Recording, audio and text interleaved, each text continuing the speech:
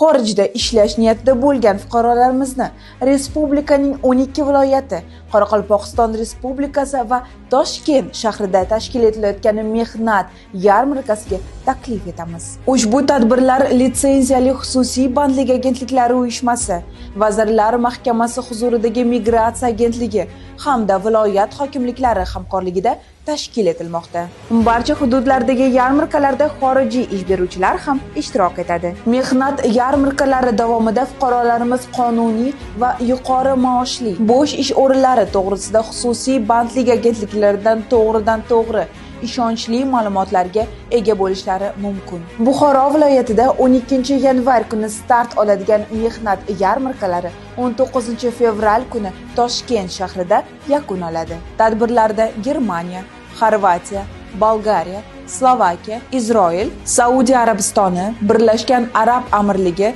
Litva, Estoniya va boshqa davlatlardagi bo'sh ish o'rinlari taklif etiladi. Ushbu davr mobaynida mamlakatimizning barcha hududlarida tashkil etilishi rejalashtirilgan tadbirlar hamyurtlarimizga manfaatli bo'lishiga ishonamiz.